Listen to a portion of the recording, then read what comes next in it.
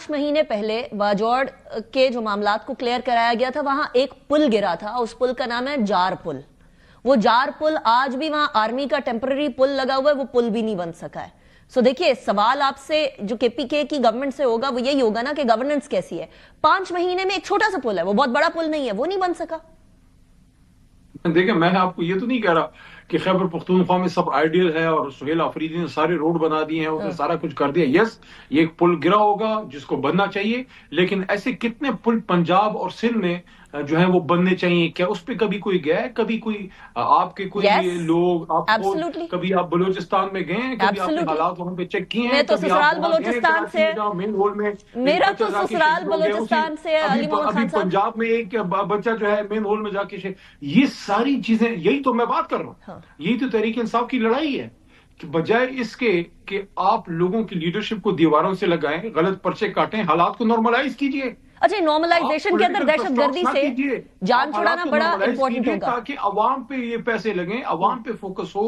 اس وقت آپ نے ملک کے سب سے بڑے لیڈر کو جیل میں ایک میری بات سن لیجئے، جیل میں ڈالا ہوا ہے. عمران خان اگر جیل میں ہے، یہ سہیل آفریدی یا علی محمد یا علیمہ خان کا ذاتی مسئلہ نہیں ہے. عمران خان کسی کا بھائی یا کسی کا لیڈر صرف نہیں ہے، وہ ان کروڑوں ووٹوں کا امین ہے جنہوں نے ان کو ووٹ دیا ہے. آپ نے ان لوگوں کا مینڈیٹ چرا کے ان کے لیڈر کو جیل میں ڈالا ہے. لیکن علی محمد خان صاحب اس کے بعد کیا آپ کے لیڈر جیل میں ہیں؟ آپ کے لیڈر جیل میں ہیں تو باقی سارے کے سارے پھر آپ حکومت چھوڑ دیں کہ ہمارے لیڈر جیل میں، ہم حکومت میں نہیں رہیں گے.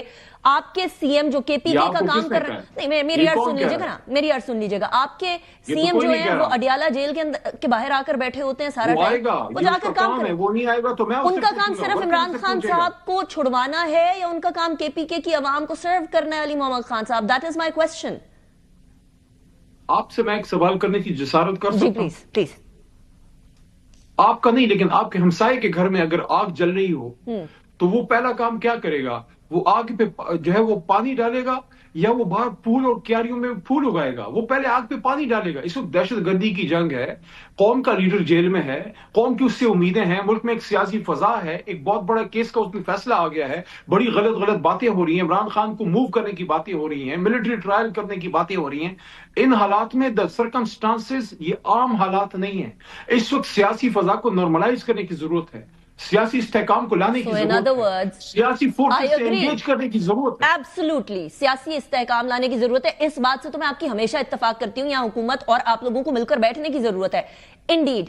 لیکن دیکھیے ایک جگہ پی ٹی آئی کی آگ ہے، یعنی عمران خان صاحب کے فتوے لگ رہے ہیں. نہیں، غداری کا فتویٰ کسی پہ نہیں لگنا چاہیے. ہمیں کہتے ہیں آپ فلانا ہو، آپ ڈمکانا ہو. نہیں، غداری کے فتوے جو ہے نا، بھائی آپ سیاسی پریس کانفرنسز نہ کریں، آپ اپنی ڈیوٹی کریں، آپ ملک کو محفوظ کریں. سیاست ہمارے لیے کر لیں گے. مجھے یہ بتا دیجئے گا کہ ایک جگہ پی ٹی آئی کی آگ ہے جو کہ obviously عمران خان صاحب اور آنے والے چیلنجز ہوں گے جس کی آپ بات بھی کر رہے ہیں، ملٹری کورٹس کے اندر ٹرائل، ان کو موو کرنے کی بات جو میں ابھی تھوڑی دیر میں بیرسٹر کی سے پوچھوں گی بھی. ایک طرف کے پی کے کی آگ ہے، تو آپ یہ کہہ رہے ہیں کہ پی ٹی آئی کی آگ کو بجھانا کے پی کے کی عوام جو آگ بھگت رہی ہے اس سے زیادہ ضروری ہے؟ یعنی دہشت گردی اور عدم تحفظ، عدم استحکام اینڈ نان فیسلٹی جو کہ بیسک ہیلتھ فیسلٹیز اور ایجوکیشن کی فیسلٹیز ہیں، یعنی پی ٹی آئی کی آگ بجھانا کے پی کے کی آگ بجھانے سے زیادہ ضروری ہے؟ علی محمد خان صاحب یہ آپ کو کس نے کہا؟ میں تو آپ کو یہ کہہ رہا ہوں کہ دونوں چیزیں اہم جی. ہیں، عمران خان کی رہائی، سیاسی استحکام اور ڈیولپمنٹ. لیکن یاد رکھیے گا ڈیولپمنٹ تب تک نہیں ہو سکتی جب تک امن نہ ہو. جہاں دھماکے ہو رہے ہوں، جہاں بم پھٹ رہے ہوں، جہاں لوگوں کو مارا جا رہا ہو، وہاں روڈ جو ہے بنانا، وہاں سکول پہ کام کرنا، وہاں جو ہے آپ کے پولیو جو لوگ ہیں ان کا ادھر پھرنا وہ آسان نہیں ہوتا. اور وہ تب ہوتا ہے جب آپ ایک سیاسی استحکام لاتے ہیں. سیاسی استحکام کس طرح آئے گا؟ جب آپ اپنا سینہ کھولیں گے، جب آپ اپنی نفرت کے کوئی ہمالیہ سے نیچے اتریں گے، جب آپ اپنے انتقام کی آگ کو بجھائیں گے.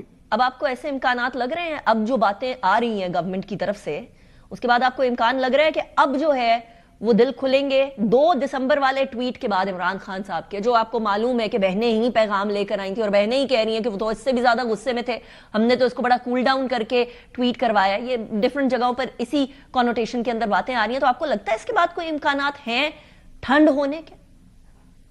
اس کی ذمہ دار بھی حکومت ہے. اس کی وجہ یہ ہے، میں بتاتا ہوں، اس کی وجہ یہ ہے بہنوں کا کام اپنے بھائی کی رہائی سے ہے، وہ ان کی چیزوں کیسز کے بارے میں فکر مند رہتی ہیں. आपने सियासी क़यादत को मिलने नहीं दिया, कोई सियासी लीडरशिप आप इमरान खान तक पहुंचने नहीं दे रहे, ना उनके वजीर आला को, ना उनके किसी और लीडर को, ना मुझे, ना chairman Gauhar, nobody is allowed, ना असद कैसर। अब जब आप सियासी क़यादत को नहीं अंदर जाने देंगे तो फिर सियासी फैसलों की ज्यादा आप तवक्को ना कीजिए, फिर चीजों में मसले आएंगे।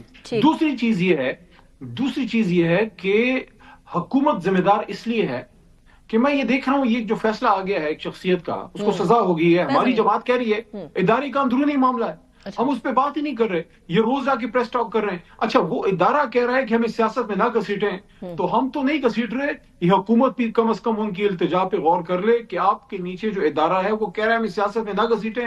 रोज अकील साहब, रोज तारड़ साहिबान, दोनों के छोटा बड़ा दोनों तारड़ जो है सबके सब प्रेस टॉकें कर रहे हैं। ख्वाजा आसिफ साहब को जिंदगी में और कोई काम नहीं, इसी के पीछे लगे हुए हैं। ओ भाई, ओ मेरे भाई, वो जब उधर से प्रेस रिलीज आ गई, इसका मतलब है कि उन्होंने आपसे बात नहीं करवानी थी, उन्होंने जो कहना था कह दिया, आप सियासी बात करें। अच्छा, वो जो प्रेस टॉक थी इमरान खान साहब की ट्वीट के बाद, उसके बाद इनका बनता था कि वो प्रेस टॉक करते आते। देखें, हमेशा इदारे की डिफेंस पहले सिविलियन गवर्नमेंट करती है, वहां आप खामोश हैं, वहां आप कहते हैं कि देखें ये बड़ी गेम कर रहे हैं, ये चाहते हैं कि एस्टैब्लिशमेंट और पीटीआई आमने सामने हो जाए, ये बीच में से निकल के आराम से हलवा खाएं। आप लोग आसान कर रहे हैं उनके लिए, हलवा खाने को आसान कर रहे हैं अली मोहम्मद खान साहब, आप लोग भी तसादुम की तरफ जा रहे हैं। इंशाल्लाह हम सियासी लोग हैं, मैदान में हैं, जल्द हमारी खान तक रसाई होगी। हम इमरान खान साहब को इस गैर जरूरी फाइट से निकालेंगे, हम इमरान खान साहब को वापस पाकिस्तान के वजीर आजम बनाएंगे इंशाल्लाह, और आइन की हुक्मरानी की जंग इंशाल्लाह हम जीतेंगे। हम इदारे से लड़ने नहीं है, हाँ इदारे की सियासत की मुदाखलत के हम खिलाफ हैं, वो पहले भी थे आज भी, तब नहीं थे आज है। लेकिन अली मोहम्मद खान साहब थैंक यू वेरी मच। उस टाइम पे तो अब ज्यादा है, उस टाइम पे तो बड़ा सराहते थे कि देखिए जितने जमहूरी हैं बाजवा साहब, और चले हम तो अपने सेनेट के इंतखाबात से इकट्ठे कर रहा है अली मोहम्मद खान साहब, आपको याद हो ना याद हो हमें जरूरी है, बट यूर राइट कि सारी चीजें जो सेटल डाउन होने की जरूरत है। Thank you very much Ali Mohammad Khan साहब for joining me in the programme.